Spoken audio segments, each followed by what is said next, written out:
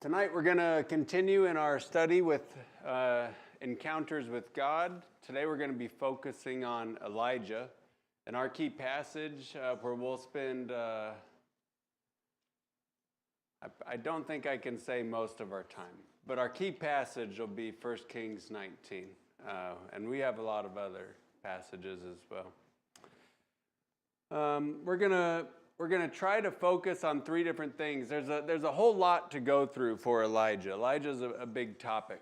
And so while we're going through everything, I want you to try your hardest to keep these three filters in the back of your brain that we're looking at things through the lens of, first of all, what is the setting and context of Elijah and of Israel, specifically or especially the northern kingdom of Israel at this time? Also, Elijah's job, his calling, his ministry that God's called him to do. How is it going so far? And before we experience here in 1 Kings chapter 19. And then also in 1 Kings 19, what are his new jobs or his new tasks that he's gotten? And then as well, I love this as an encouragement to myself. When I feel lost and when I am not quite sure what I am supposed to do, I take comfort in the fact that even Elijah didn't know the specifics of God's plan for him. Even a prophet who was able to predict the future and even call out the power of God as far as weather is concerned specifically, even Elijah didn't know exactly what his role or his story was going to shape out to be. And so I want to look at that as well. In 1 Kings 19, just the first three verses, I just want to read the first three verses just kind of as a case in point of why it's important for us to pause and get some context. It says, "Now Ahab told Jezebel all that Elijah had done and how he had killed all the prophets with the sword.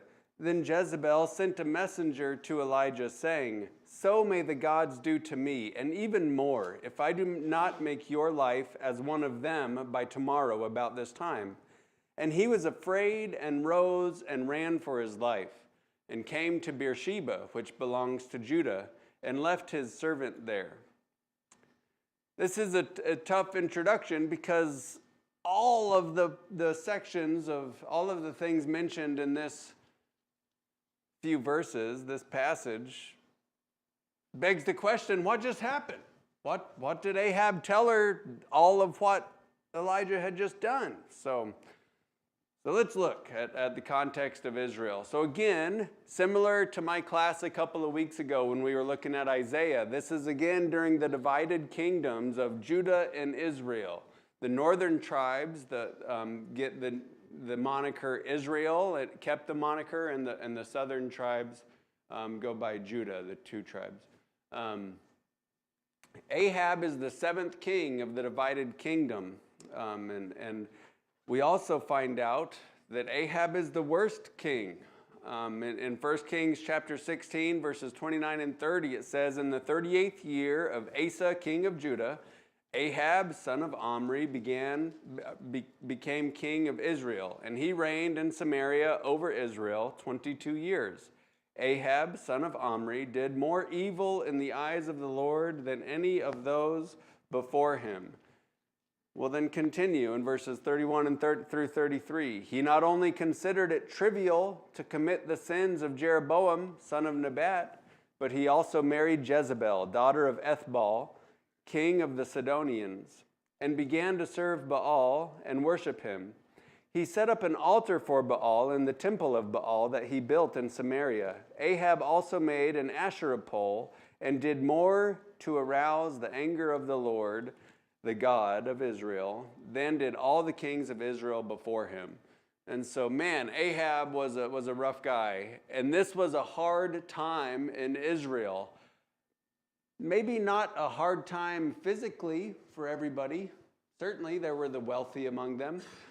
But this was a hard time from Israel as far as, again, pay attention to those last couple of words, as far as having the anger of God aroused against their royals. Also, let's focus on what it says there in verse 31. So he marries Jezebel, the daughter of Ethbaal, who is king of the Sidonians, and he began to serve this false god Baal.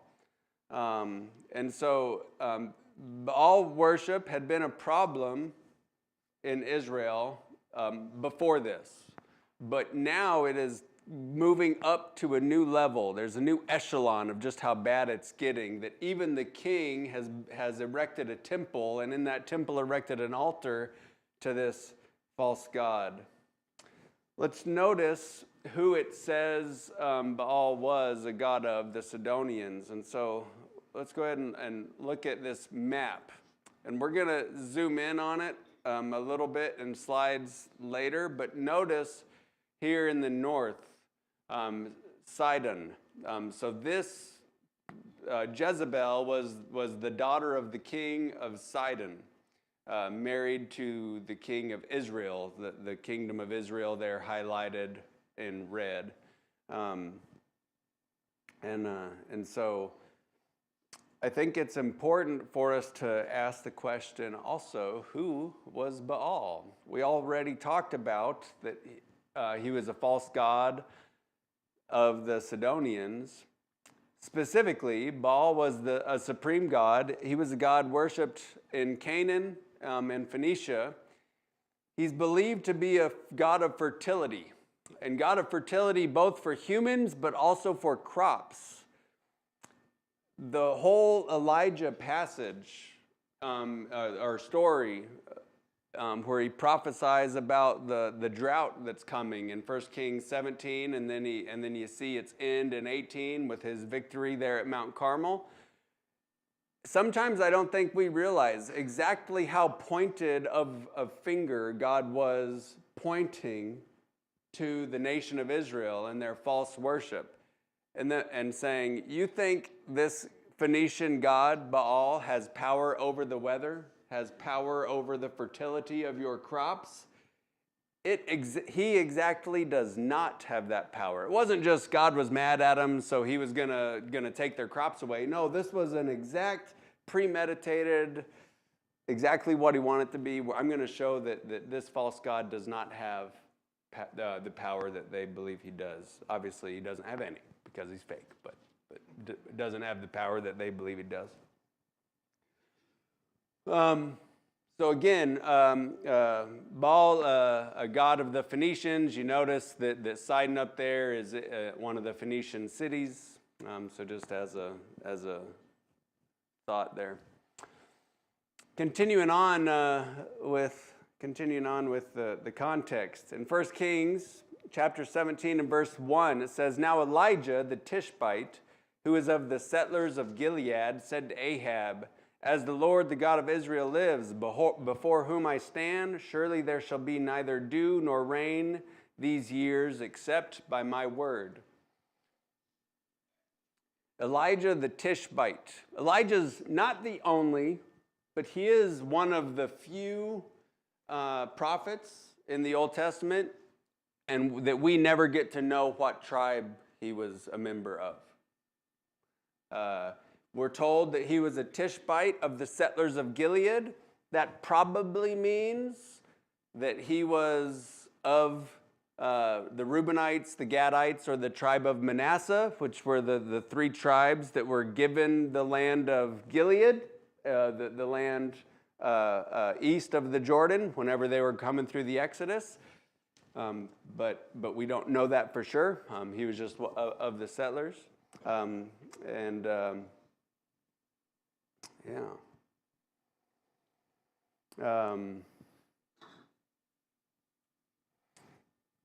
See here. So Elijah, we're always hearing about these nicknames for our prophets, the weeping prophet, right? I think that one that we might have missed is Elijah should be the prophet who hoofed it. Because, man, he covered some ground, and almost certainly most of it was on his feet. So remember that he was a Tishbite, so he was of Tishbe in Gilead. And in that passage that we just read, he was to go to King Ahab, almost certainly in the capital of Samaria, And so he journeys across there to Samaria, already covering some ground, but we haven't even cracked the surface yet for what he's getting ready to do. Continuing on in 17 and 2 through 4, the word of the Lord came to him saying, "Go away from here and turn eastward and hide yourself by the brook Cherith, which is east of the Jordan. It shall be that you will drink of the brook, and I have commanded the ravens to provide for you there." So Elijah just got done coming across the Jordan to Samaria, but now again he has to get back across to the east side of the Jordan to that brook where the ravens are going to provide bread and meat for him twice a day during this drought. Still in 17, verses 8 and 9, then the word of the Lord came to him, saying, "Arise, go to Zarephath, which belongs to Sidon, and stay there. Behold, I have commanded a widow there to provide for you." So remember, he's a Tishbite. He goes across to Samaria. Then he's told to get back across the Jordan to that brook where he's going to be watered. And now he's told to go to Zarephath, which is just a little bit southwest of Sidon. Who's from Sidon? Well, Jezebel. That evil queen Jezebel is a Sidonian. And remember that false god Baal that they're worshiping, a lot of the reason why they've aroused the anger of the Lord to this degree to bring this drought upon them in the first place, he is back in the land of Baal. Again, this is a great example for us in the Old Testament that the whole world is God's. The land of the nation of Israel was never God's only possession. Maybe the people, the Israelites, were his special possession, a nation of priests for him, certainly. They were his chosen people, but the whole world is God's. And even here, where he is being told that there is a widow in the midst of this drought that is going to be providing for him. Well, that widow is in the capital of Baal land, but God's going to do it anyway. Then in the first verse in chapter 18, "Now it happened after many days that the word of the Lord came to Elijah in the 3rd year, saying, 'Go, show yourself to Ahab, and I will send rain on the face of the earth.'" Then later, in chapter 18, in verses 17 through 19, "When Ahab saw Elijah, Ahab said to him, 'Is this you, you troubler of Israel?' He said, 'I have not troubled Israel, but you and your father's house have, because you have forsaken the commandments of the Lord, and you have followed the Baals. Now then, send and gather to me all Israel at Mount Carmel, together with 450 prophets of Baal and 400 prophets of Asherah, who eat at Jezebel's table.'" So now again, this prophet who hoofs it, he's all the way up there, north of the land of Israel in Sidon, and God tells him to come down, to come see the king first. So even though my arrow only goes to Mount Carmel, he probably went to Samaria or Jezreel to see the king.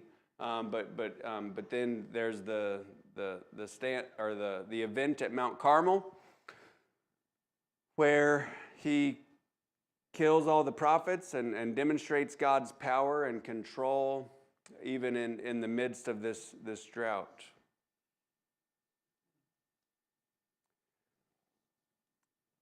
Still in chapter 18 and verses 45 and 46.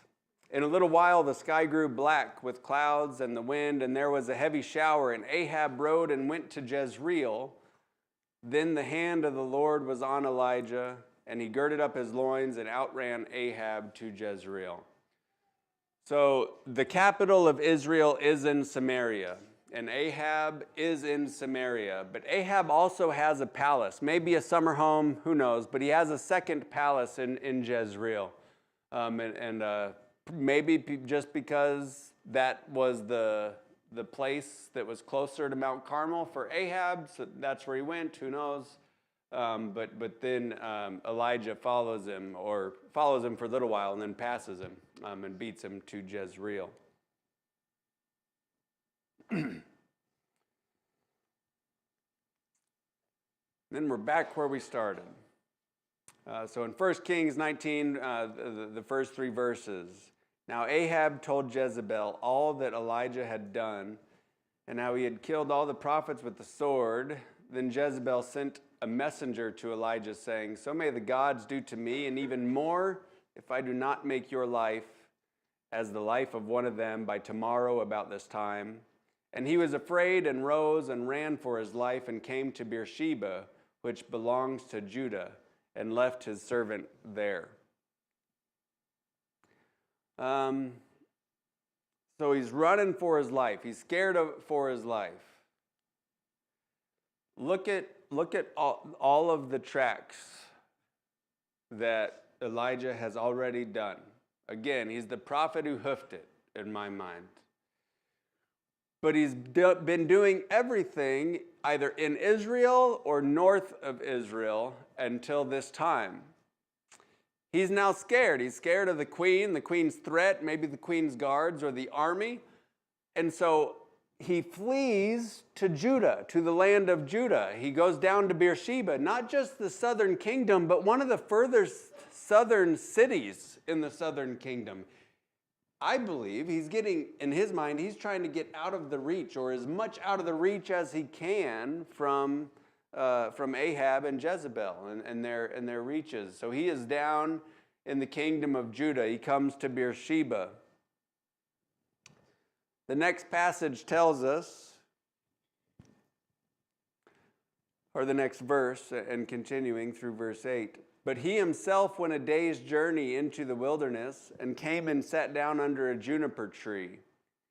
I just want to note that my arrow stops at Beersheba, but he went a day's journey beyond Beersheba. He left his servant there at Beersheba. He went a day's journey beyond Beersheba. We're not told which direction, so I didn't put an arrow. I left it at Beersheba, but he continues past. Continuing on. "And he requested for himself that he might die, and said, 'It is enough now, O Lord, take my life, for I am not better than my fathers.' He lay down and slept under a juniper tree, and behold, there was an angel touching him. And he said to him, 'Arise, eat.' Then he looked, and behold, there was at his head a bread cake baked on hot stones and a jar of water. So he ate and drank and lay down again. The angel of the Lord came again a second time and touched him and said, 'Arise, eat, because the journey is too great for you.' So he arose and ate and drank and went in the strength of that food for food 40 days and 40 nights to Horeb, the mountain of God." So he asks God to take his life. He runs away because he's afraid of his life, afraid for his life. Now he's asking God, just end it. I'm not good enough, God. I'm not better than my fathers. He's fed 2 times by the angel, and he's told the second time because the journey is too great for you. And again, if we don't remember just how much Elijah travels by foot, maybe we don't realize the breadth of that statement exactly, right? But if we had a bodybuilder and we said, whoa, you need to get some help because that wall or that weight is too heavy for you, right? That would be a bigger deal than you guys telling me that something is too heavy for me. Well, it's the same way here for Elijah. Elijah's not a stranger to traveling, right? And God's saying, even for you, Elijah, fleet-footed one perhaps, even for you, this journey is too great for you. Get up and eat. So he gets up and he eats. And he goes for 40 days without eating on his journey to Mount Horeb. So remember, Mount Horeb is used interchangeably with Mount Sinai, 17 times versus 21 times in the Old Testament.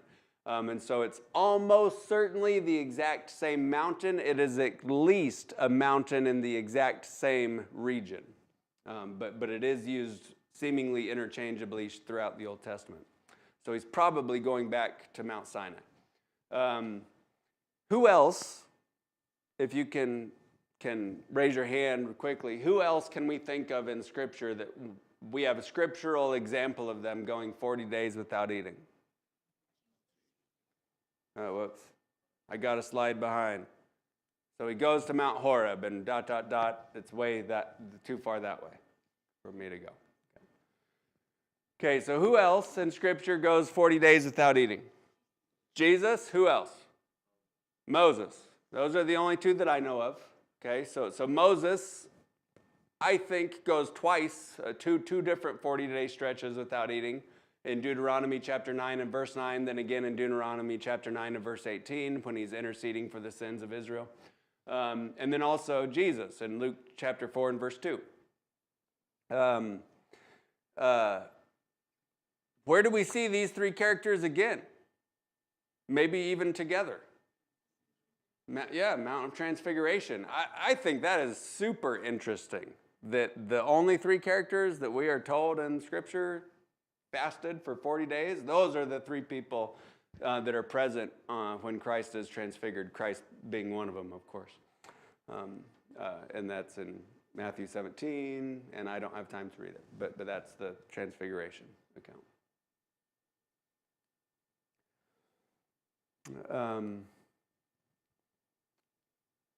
All right. So in chapter 19, verses 9 and 10, then he came there to a cave and lodged there, and behold, the word of the Lord came to him and said to him, "What are you doing here, Elijah?" And he said, "I have been very zealous for the Lord, the God of hosts. For the sons of Israel have forsaken your covenant, torn down your altars, and killed your prophets with the sword, and I alone am left, and they seek my life to take it away." Do you guys remember why Elijah ran? Did God tell him to run? He ran because he was scared, right? He was afraid for his life. God asking Elijah, "Why are you here?" I think Elijah was still supposed to be up there delivering God's word to Ahab and to the nation of Israel.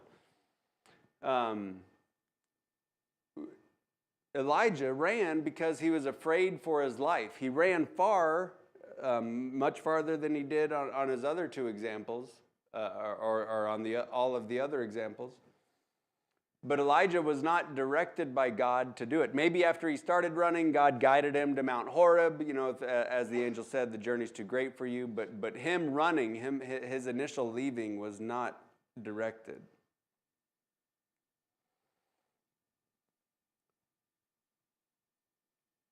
In Matthew chapter 10 and verse 28, it says, "And do not be afraid of those who kill the body, but are unable to kill the soul, but rather fear him who is able to destroy both soul and body in hell."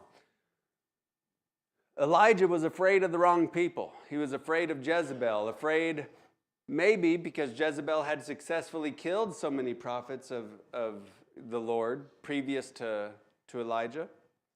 So maybe for good reason. But still, Elijah ought not to have been afraid of Jezebel, but ought to have feared the Lord and stuck to what he was directed to do.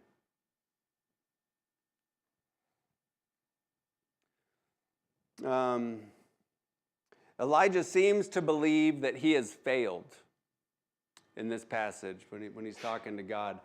A bunch of scholars will make the claim that Elijah apparently at this time was suffering from some different spectrum of depression. I won't make that claim because I don't know enough about it to say that, but he at least believed that he had failed. Maybe he thought that God should have chosen somebody else. Man, God, you gave me the power of this miracle. You allowed me to turn the crowd of the Israelites that were there with me at Mount Carmel back to you, and we killed the prophets of Baal and of Asherah. But you know what? The next day I got this message from the queen, and do you know how much has changed, God? Exactly none. You picked the wrong guy. Even with all of this power, I couldn't do what you wanted me to do, right? Maybe Elijah thought he had failed. Maybe he thought the mission was Ahab. Maybe he thought it was the royal family. And that even though Ahab was present and there, I wasn't able to turn the heart of the king of your people, the earthly king of your people, God. I wasn't able to do it. Who knows what exactly he felt that he had failed at, but Elijah felt that he was not good enough to continue.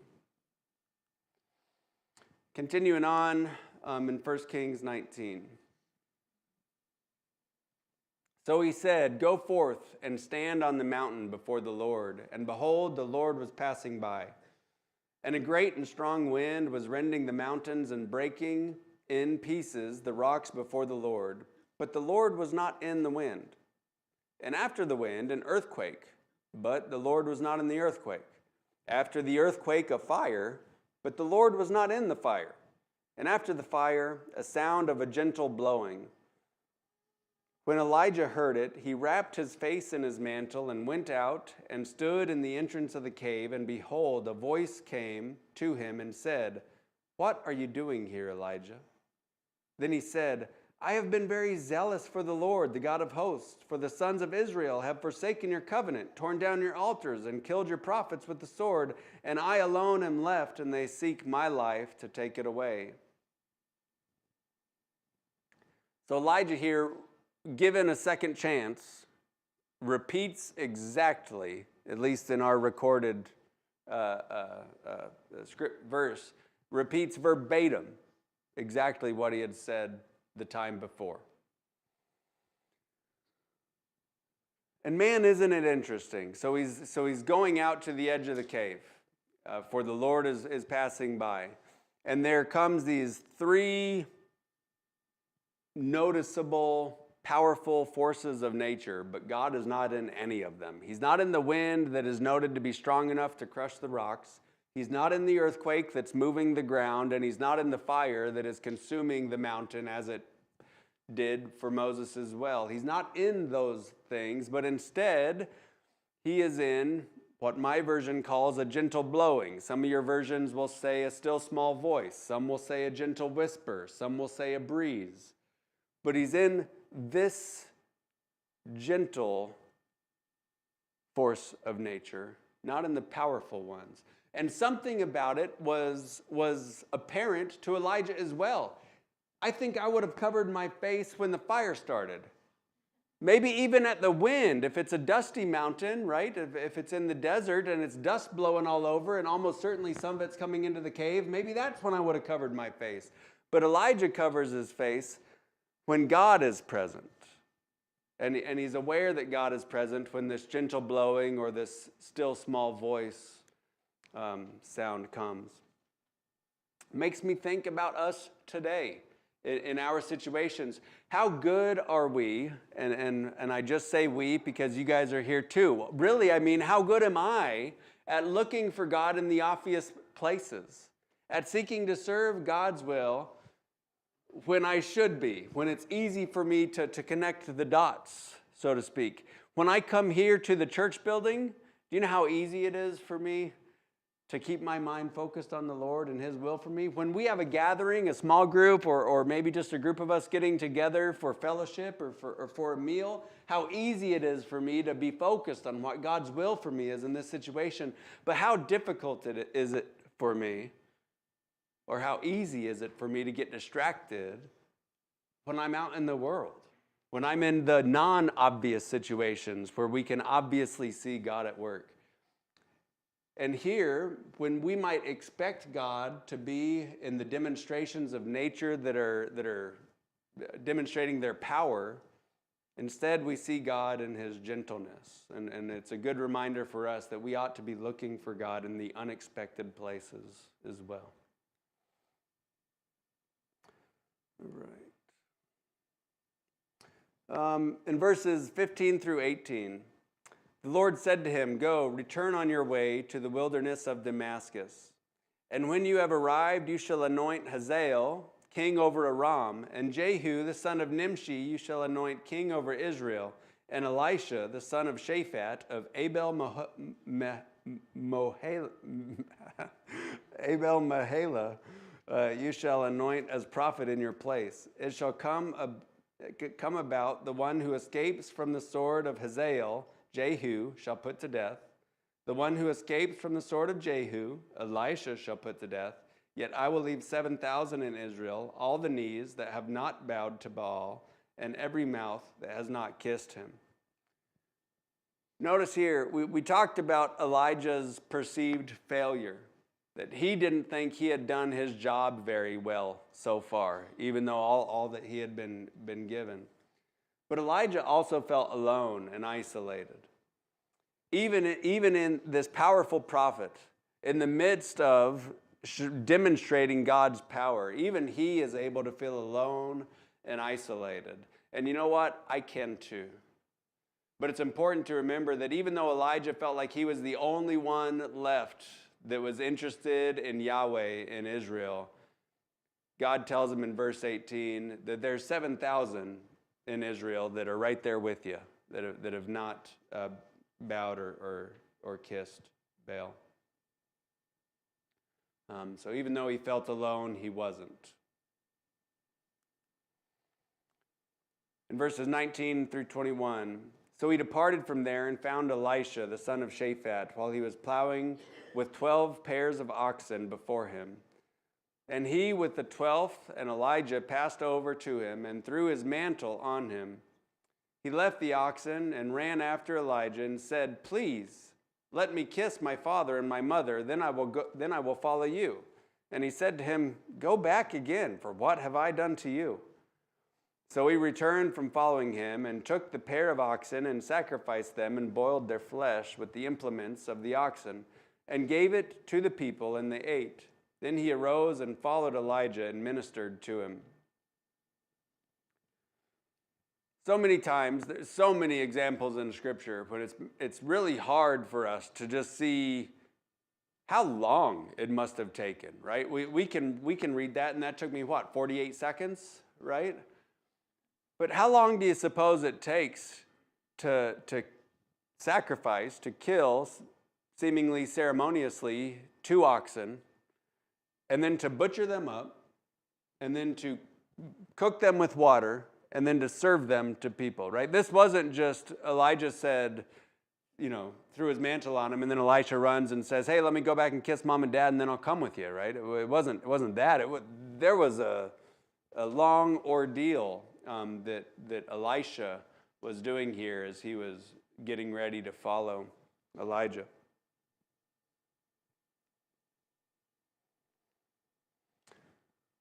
Back to our hoofing it map. So remember, we left Elijah. He's going down to Mount Horeb. He's leaving the promised land. I also find it interesting. I was making a slide for it, but I ran out of time before I left the house.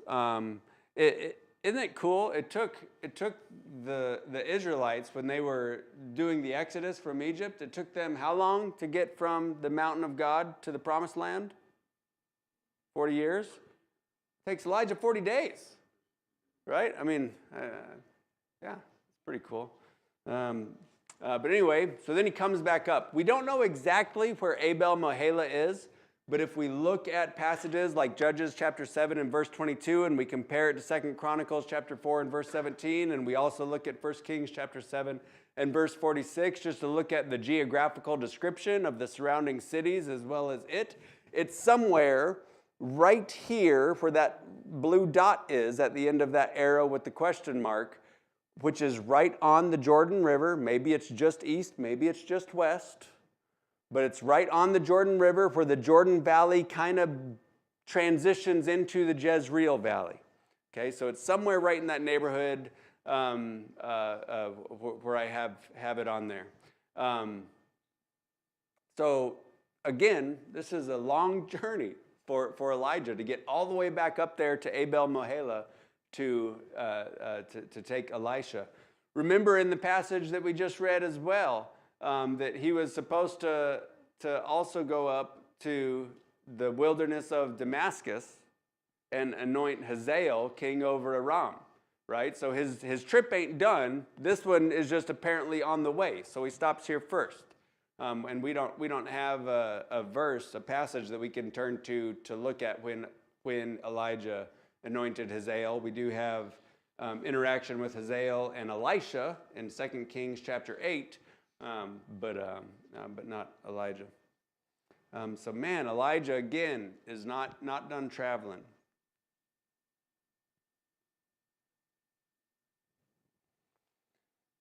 Elijah did not know the specifics of God's plan for him. Remember, Elijah is afraid for his life. He's running away from Jezebel. Elijah goes to God and he says, God, take my life because I'm done. I can't do any better than I've already done. And God's response to that, not immediately, but God's response to that is, Elijah, nobody's going to take your life. You're going to, he's one of a couple of people that don't die physically on this earth. In 2 Kings chapter 2 and verse 11, the they is Elisha and Elijah. And as they were walking along and talking, behold, the chariot of fire appeared with horses of fire. And they separated the two of them. Then Elijah went up by a whirlwind to heaven. God answering Elijah that even when it seems like everything is going south for you, Elijah, physically, even when you have all these threats against your life, I have other plans for you. Did you get a picture of what horses of fire are? I did not, and I thought about attempting to, but I quickly gave up. Yeah. Well, thanks for trying. Yeah. We should also not expect to always know the details of what God's plans are for us either. In Acts chapter 1, verses 6 and 7, this is Jesus talking to his apostles. So when they had come together, they were asking him, saying, Lord, is it at this time you are restoring the kingdom to Israel? And he said to them, it is not for you to know times or epochs which the Father has fixed by his own authority. We are following God. We are submitting to his authority. And we are not saying, God, we allow you to be an authority over our lives as long as you double check your plans by me and I give my A-OK before they're carried out, right? We are trusting in God and submitting that he has authority over our lives. And we do not need to know the plans, and he is not usually going to share the specifics of his plans with us. We have the revealing of his will for us through the Holy Bible, that we are able to go and look at the holy word of God whenever we want to. What a blessing technology and the printing press is in our day and age, that there is no excuse for us to make the claim that we do not know what God's will for us is. The only excuse is I was lazy when I could have found out. We should all be able to know. But even Elijah was unaware of the specifics of his plan, and that's. Man, Jared, I'm rocking it. I told Jared before this started, I said I timed my lesson and I have like 14 seconds extra, so I'm not going to ask for comments till the end. I got almost 2 minutes. So are there any comments or questions that I probably won't know the answer to? Richard, Jared's right behind you with the mic. If you can turn back to the map. Yeah. Give perspective on his travels from the Sea of Galilee to the Dead Sea, from tip to tip. It's about 65 miles. Mm. And then from the Mediterranean to the Jordan near the Galilee, that's about 38 miles. And so I don't know if you, what would that be, 70, 80, 90 miles from... So Jezreel to Beersheba is about 80 miles, 75 or 80 miles.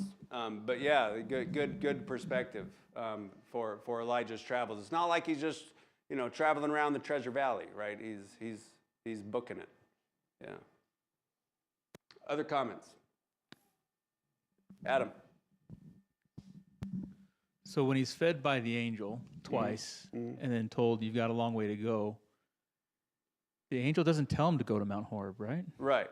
Well, But then God says, what are you doing here at Mount Horeb? Like, was the expectation here we're going to feed you and send you back north? Or can we make that kind of conclusion? yeah, I would find it difficult to say with certainty that we know everything that God told Elijah. And so you're right. We don't have it recorded that he was told to go to Mount Horeb. So maybe he had already, destined himself for Mount Horeb, and the angel knew that's where he was headed, or maybe he was directed to go there. It feels like Jonah. Yeah, it does. Yeah. That was the bell. Anything else? All right. Thank you guys very much for your attention.